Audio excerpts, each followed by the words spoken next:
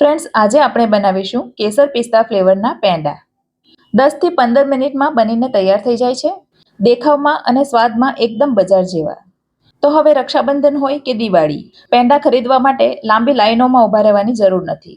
અને પ્રસાદ માટે બનાવવા હોય તો આ બેસ્ટ ઓપ્શન છે. તો ફ્રેન્ડ્સ, તમે મારી ચેનલને હજી સુધી સબસ્ક્રાઇબ ન કરી હોય તો જલ્દીથી સબસ્ક્રાઇબ કરી દો. તો ચાલો પેંડા બનાવવાનું શરૂ કરીએ. તો સૌથી પહેલા ગેસ ઓન કરીને એના ઉપર એક પેન મૂકી દઈશું. નોનસ્ટિક અથવા બીજું કોઈ પણ પેન તમે લઈ શકો.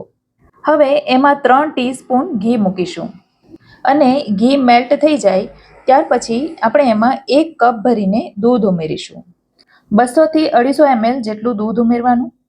હવે દૂધ અને ઘી બધું મિક્સ કરીને સાધારણ હુંફાળું થવા દેવાનું. ફ્રેન્ડ્સ, આપણે આ પેંડા મિલ્ક પાવડરમાંથી બનાવી રહ્યા છીએ, તો મિલ્ક પાવડર ઉમેરતા પહેલા દૂધને હુંફાળું કરવું જરૂરી છે.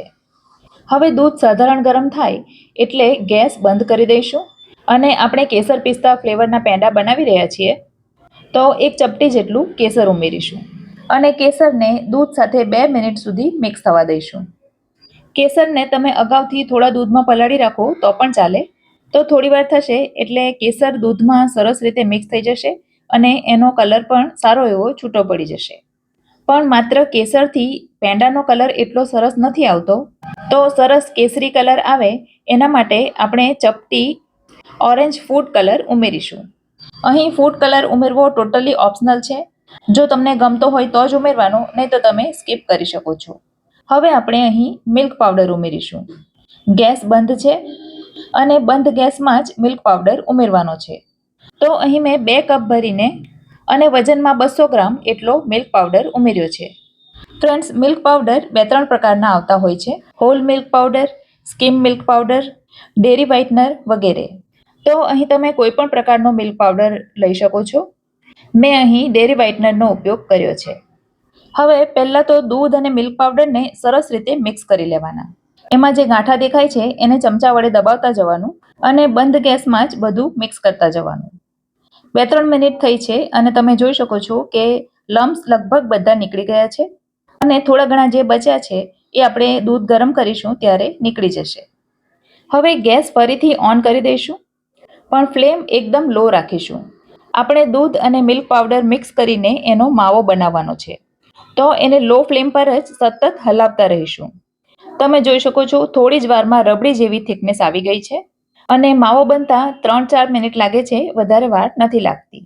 એટલે ગેસની ફ્લેમ વધારીને ઉતાવળ કરવાની કોશિશ નહીં કરવી અને સતત હલાવતા રહેવાનું, જેથી નીચેથી ચોંટી ન જાય અને એક સરખો માવો તૈયાર થાય.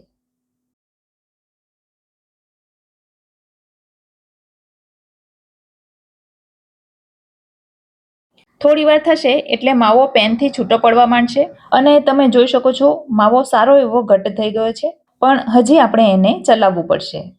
ફ્રેન્ડ્સ, ઘણા લોકો મિલ્ક પાવડરમાંથી પેંડા બનાવતી વખતે આ સમયે જ ખાંડ ઉમેરી દેતા હોય છે, પણ આ સમયે ખાંડ ઉમેરવાથી ખાંડનું ફરી પાછું પાણી થાય છે અને એને ફરી પાછું બાળવું પડે છે અને આ પ્રોસેસ કરવામાં પેંડા થોડા ચ્યુઈ અને ચીકણા થઈ જાય છે. તો અત્યારે ખાંડ નહીં ઉમેરવાની. તો ફ્રેન્ડ્સ, હવે આપણો માવો બનીને તૈયાર છે, પણ આપણે એને એકદમ ઠંડો થવા દઈશું અને એના માટે આપણે એને એક બીજા વાસણમાં કાઢી લઈશું.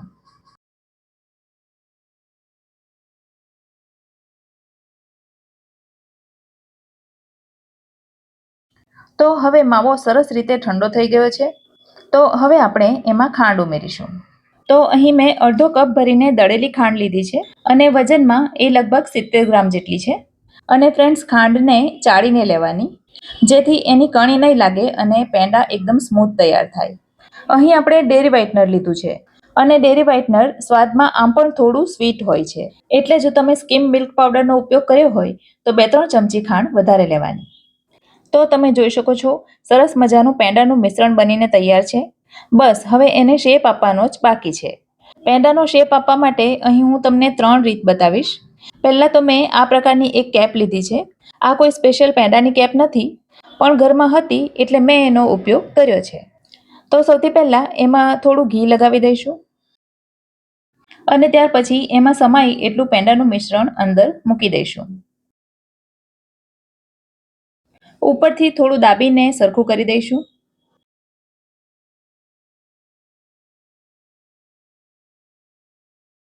અને આ રીતે પેંડાને એક સરસ શેપ મળી જાય છે. બીજી રીતમાં આ રીતની એક સ્પૂન લઈ લેવાની, જેનાથી બધા પેંડા એક સરખા બને. પેંડાને હથેળી વચ્ચે રાખીને ગોળ કરી દેવાના અને ત્યાર પછી વચ્ચેથી સહેજ દબાવી દેવાના. તો આ રીતે મેન્યુઅલી પેંડા સરસ તૈયાર થઈ જાય છે. ત્રીજી રીતમાં પેંડાનું થોડું વધારે મિશ્રણ લેવાનું અને એને હથેળી વચ્ચે ગોળ કરીને બહારથી એકદમ લીસું કરી દેવાનું. ત્યાર પછી ચોપિંગ બોર્ડ ઉપર થોડું ઘી લગાવીને એના ઉપર મૂકી દેવાનું. હવે અહીં મેં આ પ્રકારની એક તેલની કેપ લીધી છે. તમે એના બદલે વાડકી કે નાનો ગ્લાસ પણ લઈ શકો છો અને એને ઉપર રાખીને પ્રેસ કરશો એટલે સરસ મજાનો પેંડાનો શેપ તૈયાર થઈ જશે. તો આ રીતે મેં બધા પેંડા તૈયાર કરી દીધા છે અને આપણે કેસર પિસ્તાના પેંડા તૈયાર કર્યા છે. તો ઉપરથી ડેકોરેશન માટે એક એક પિસ્તાની કાતરી મૂકી દઈશું. હવે આ પેંડાનું વજન કરીને તમને બતાવી દઉં. તો 200 ગ્રામ મિલ્ક પાવડર અને 1 કપ દૂધમાંથી 370 ગ્રામ જેટલા પેંડા તૈયાર થાય છે. અહીં ફાયદો આપણને એ થાય છે કે કેમિકલ વગરના એકદમ શુદ્ધ પેંડા બનીને તૈયાર થાય છે. રેસીપી ગમી હોય તો વિડીયોને લાઇક કરજો અને તમારા સર્કલમાં શેર કરજો. તો ફરી મળીશું આવી જ એક નવી રેસીપી સાથે. ત્યાં સુધી મને રજા આપો. આવજો.